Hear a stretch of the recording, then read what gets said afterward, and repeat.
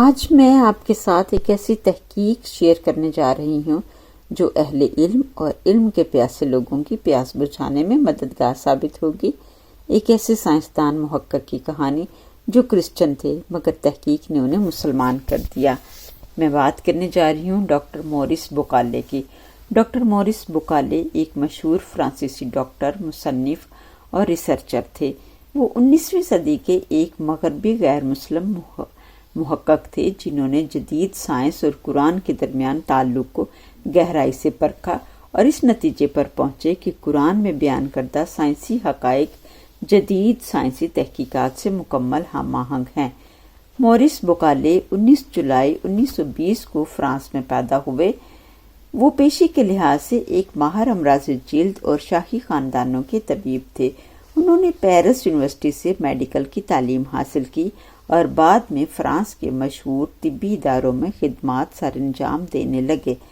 1973 میں موریس بوکالے کو مصر کے صدر انوار السادات اور سعودی شاہی خاندان کے ذاتی معالج کے طور پر تعینات کیا گیا۔ اس دوران انہیں مصر میں رمسیس دوم یعنی فرعون کی ممی کی تحقیق کا موقع ملا۔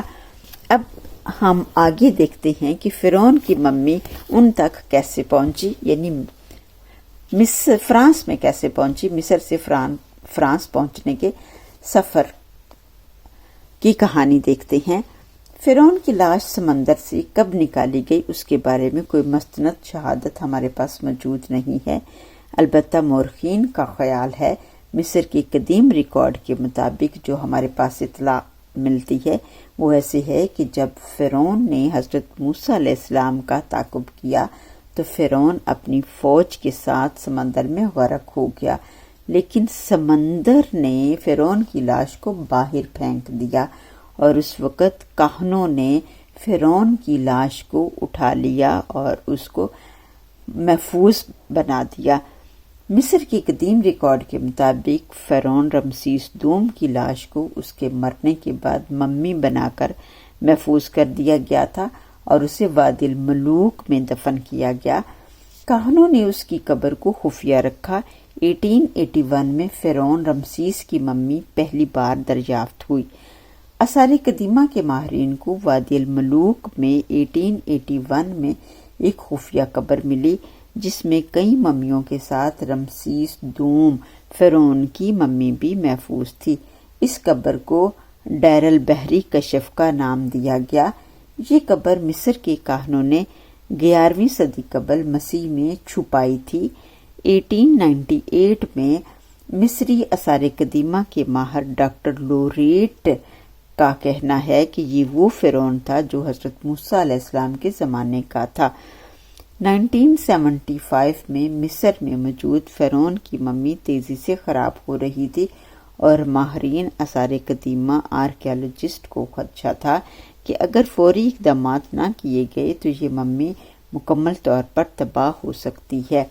چونکہ فرانسیسی ماہرین آثار قدیمہ اور ممیفیکیشن کے ماہرین دنیا میں سب سے زیادہ تجربہ کار تھے، اس لیے مصری حکومت نے فرانسیسی حکومت سے مدد مانگی۔ فرعون کی ممی پر پھپھندی، فنگس اور دیگر بیکٹیریا لگنے لگے تھے جس کی وجہ سے یہ اندر سے کمزور ہو رہی تھی۔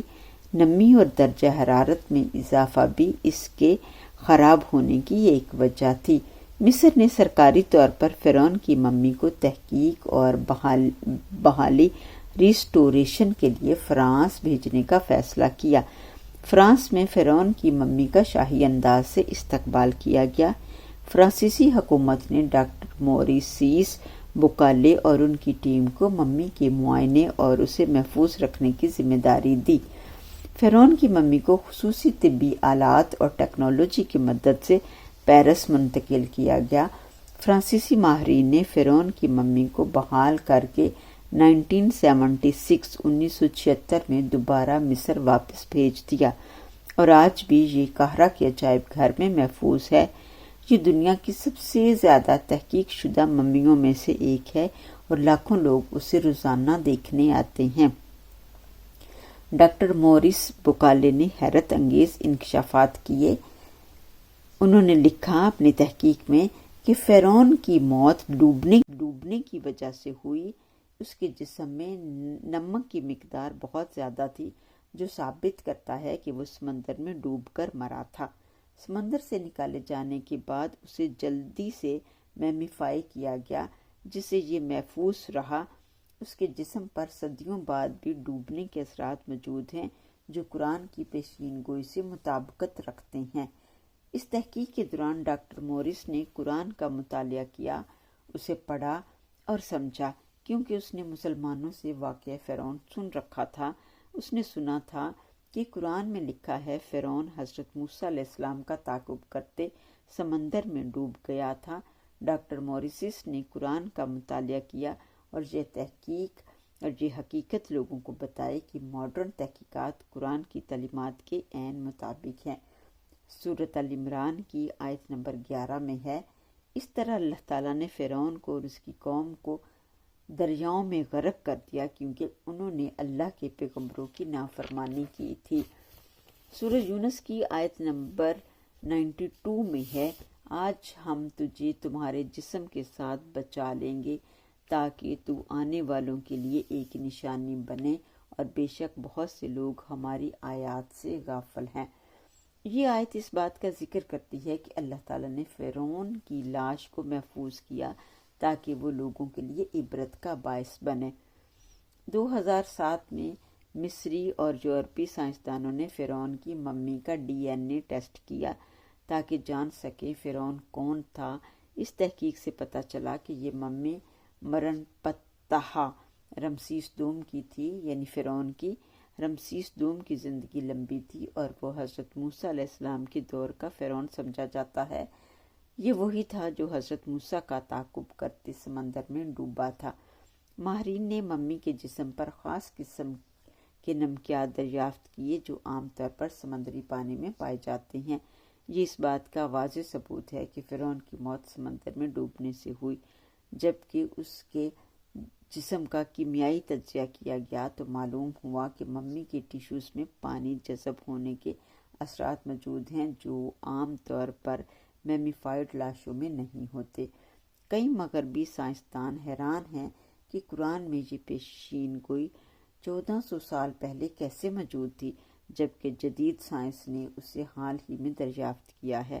ڈاکٹر مورس بکالے خود اس تحقیق کے بعد حیران ہوئے اور اسلام قبول کر لیا۔ انہوں نے لکھا کہ قرآن میں جو سائنسی معلومات موجود ہیں وہ کسی بھی دوسرے مذہبی کتاب بائبل اور تورات میں نہیں پائی جاتی۔ یہ ایک حیران کن حقیقت ہے۔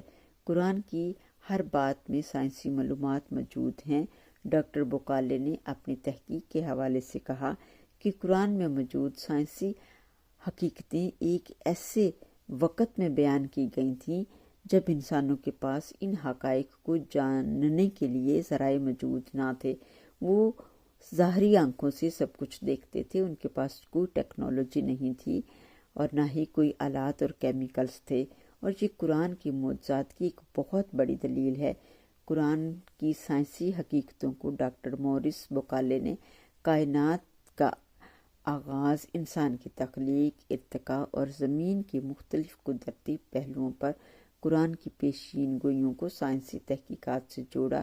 انہوں نے اپنی کتابیں لکھیں جس میں سائنس، قرآن اور بائبل پر لکھی، اور بتایا کہ فرعون کی موت پانی میں ڈوبنے کی وجہ سے ہوئی، اور فرعون کی لاش کی حفاظت اور کائنات کی تخلیق سے متعلق قرآن میں موجود تفصیلات کو قرآن کا معجزہ قرار دیا۔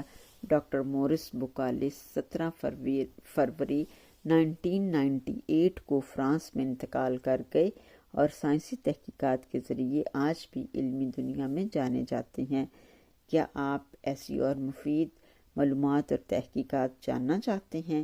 تو پھر آج ہی ابھی ہمارے چینل کو سبسکرائب کریں، لائک کریں اور شیئر کریں، بیل آئیکن کو پریس کریں اور ایسی انفارمیٹیو ویڈیوز دیکھتے رہیں اور اپنے علم اور عمل میں اضافہ کرتے رہیں۔